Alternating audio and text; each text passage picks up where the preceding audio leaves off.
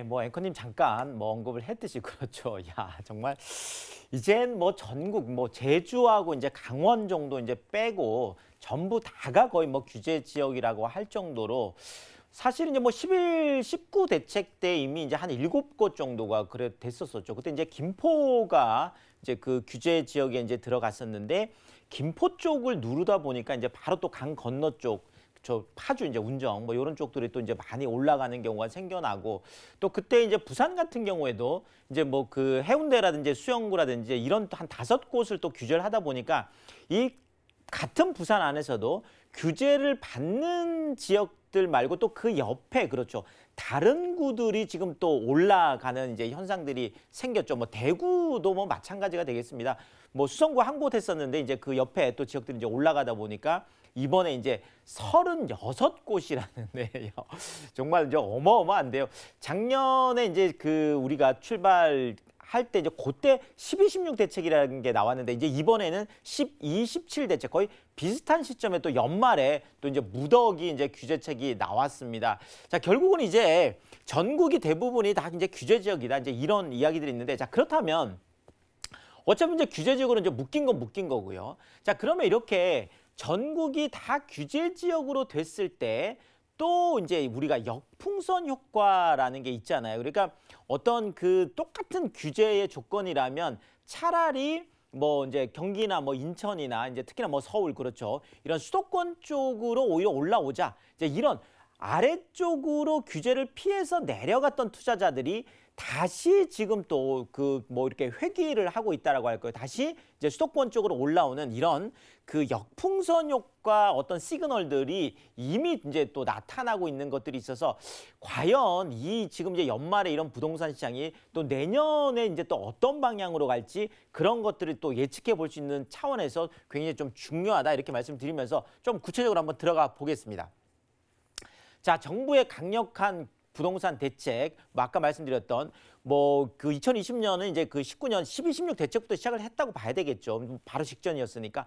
그러면서 20 부동산 대책이라는 게 있었죠. 자, 그다음에 또 그 뭐 617도 있었었죠. 또 710이라고 있었었죠. 자, 그다음에 또 731이라고 해서 이제 그 주택임대차 입법 지금 전세난하고 좀 관련이 있는 요게 또 있었었고 그다음에 이제 84 공급 대책이 있었었고 지금 이제 11, 19 대책이 또 이제 얼마 뭐 한 달밖에 안 된 요 또 나왔고 또 이번에 또 12, 17 대책까지. 야, 정말 날짜를 다 외우기도 어려울 정도로 어마어마한 대책들이 쏟아졌습니다. 자, 그런데 이렇게 대책이 쏟아졌는데 결과는 부동산 가격이 이렇게 잡힌 게 아니라 오히려 올해 같은 경우에는 전국이 그렇죠. 전국 아파트 평균 매매 가격이 지금 한 3억 9천, 네, 뭐 한 118만 원 정도 이제 잡히는데, 자, 이게 지금 한 6.64%가 뭐 되겠습니다. 그러니까 올 초에 시작할 때 어느 정도였냐면 약 한 3억 한 6천 정도 요렇게 한 시작을 했거든요. 자, 그런데 요거 이제 작년을 우리가 되돌아보면은요. 자, 작년 같은 경우에는 전국이요. 올라간 게 아니라 오히려 떨어졌어요. 한 마이너스 0.39% 정도. 자, 그러니까 작년 같은 경우에 서울이나 경기나 인천, 그러니까 수도권 쪽 같은 경우 특히 뭐 광역시 정도만 이제 좀 올라갔었다라고 하면 올해 같은 경우에는 오히려 전국이 다 올라간 결과를 나타냈는데 그것이 아까 말씀드렸던 계속 그렇죠. 규제 지역을 확대해 가는 것들이 거기에 또 많은 영향을 또 미쳤다. 이렇게 좀 분석이 되어지고 있습니다. 자, 특히나 이 세종시 같은 경우가 그렇죠. 올해 뭐 저도 이 수치가 정말 맞나 싶을 정도로 그렇죠. 올 한 해 이게 한 해 43%가 올라간다는 게 이게 정말 믿기지 않을 정도잖아요. 43.64%. 전국을 보자면 한 6.6%. 이것도 진짜 어마어마하게 많이 이제 올라간 수치죠.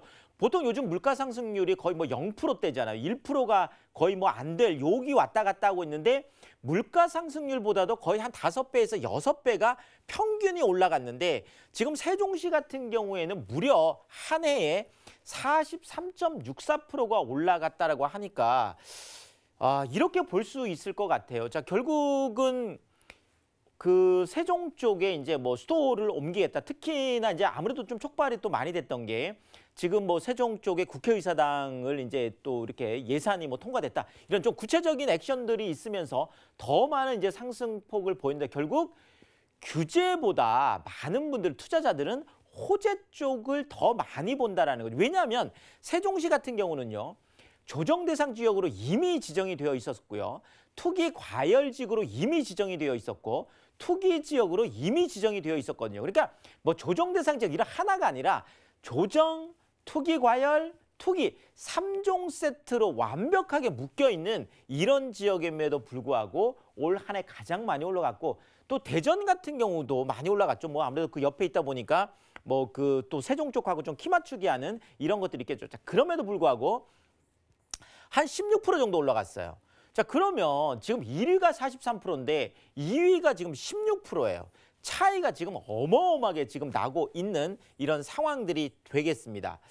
자, 그리고 이제 그 연말 쪽으로 올수록 자, 이제 이거는 또 내년 부동산 시장하고 좀 연결되기 때문에 우리가 주의 깊게 봐야 되겠죠. 자, 이게 그 아파트값 상승률이요. 0.25%.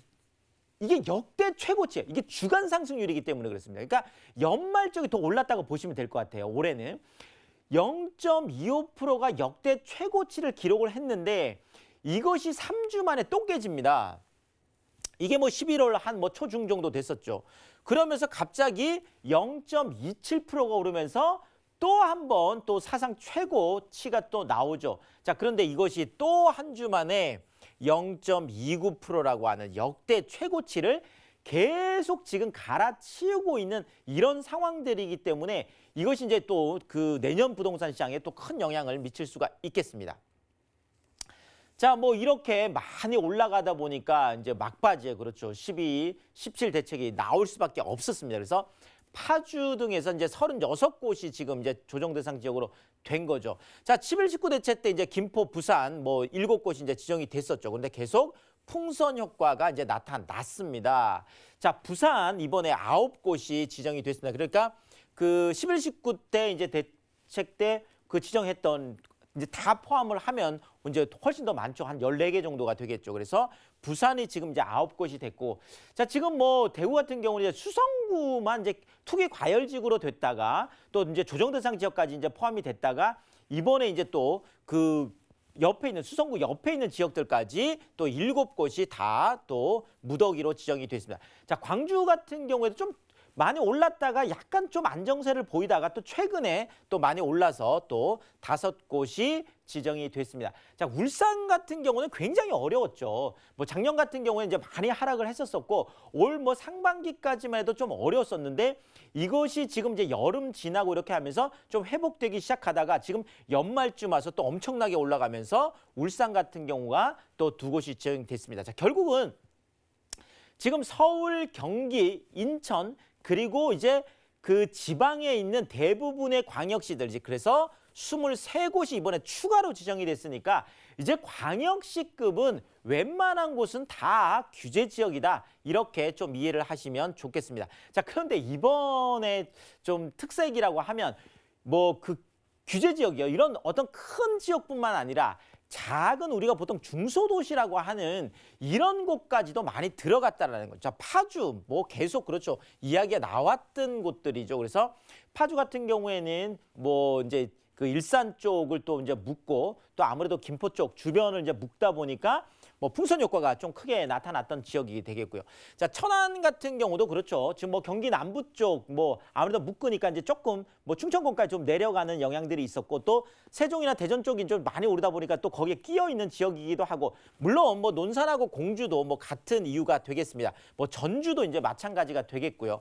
자, 그리고 이제 창원 같은 경우도 상당 부분 많이 어려웠었는데 부동산 그 상황들이 뭐 이제 조선업이나 이런 것들이 이제 좀 회복이 되기 시작하고 이렇게 하면서 지금 창원 같은 경우도 지금 의창구 같은 경우에는 뭐 투기 과열지구로까지 묶였습니다. 그래서 창원 쪽도 지금 그렇고 지금 포항 쪽도 그렇죠.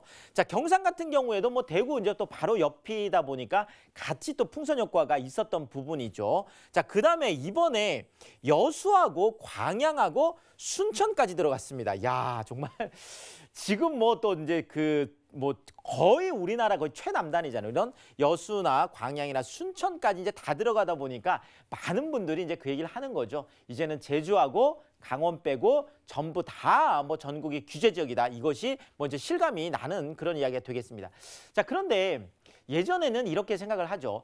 전국을 묶으면 전국이 다 부동산 가격이 하락한다. 뭐 이렇게 생각할 텐데 요즘은 오히려 이런 이야기들이 많습니다. 전국을 묶으면 전국이 다 오를 수도 있겠다. 자, 지금 이제 조정 대상 지역이 그러다 보니까 전국에 111곳이 되겠죠. 이번에 이제 36곳이 들어갔으니까요.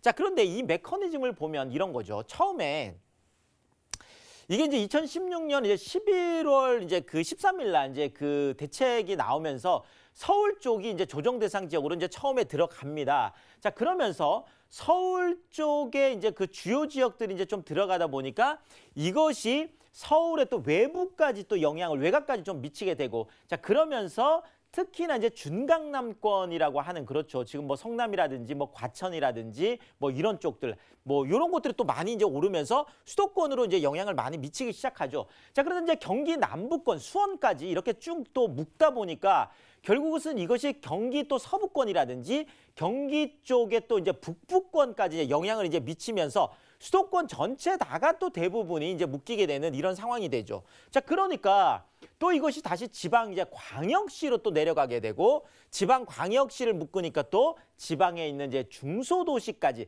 계속 도미노처럼 쭉쭉쭉쭉 가는 이런 뭐 순차적인 것들. 그렇지만 이런 상황 하에서 계속 오른 다음에 규제 지역으로 묶이다 보니까 그 한 번 올랐던 것은 소위 말하는 이제 그 가격의 하방 경직성이라고 하는데요.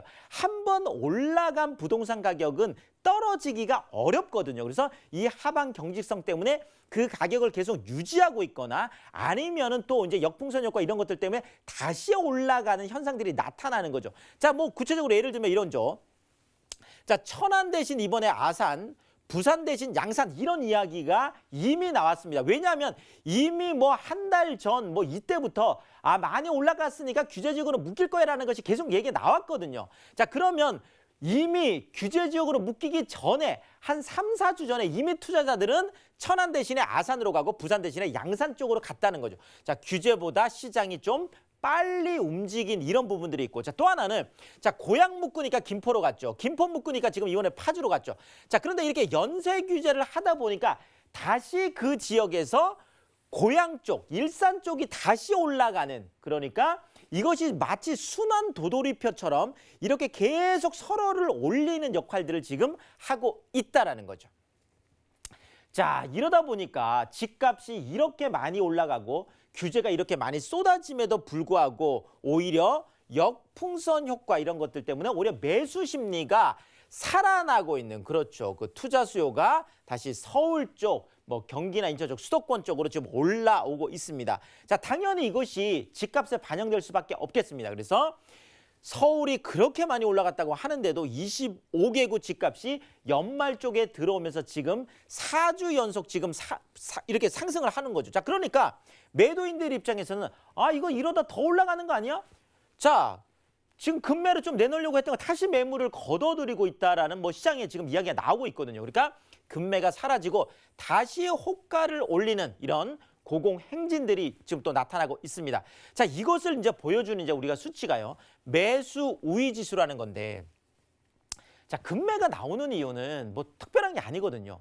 내가 매물을 쏟아냈음에도 불구하고 시장에서 그것이 매수자들이 받아주지 못하면 내가 가격을 낮춰서 가격 메리트를 더 주는 거거든요. 금매라는 거는. 자, 근데 매수 우위 지수, 매수자들이 집을 더 사겠다고 나서면 그럴 이유가 없는 거죠. 자, 매수 우위 지수가 100을 넘어서더니 11월 들어서면서 이것이 103.8까지 올라가더니 결국은 연말 들어서는 109.9까지 지금 매수 우위 지수가 매수주 지금 확대되고 있는 이런 양상들이 나타나고 있습니다.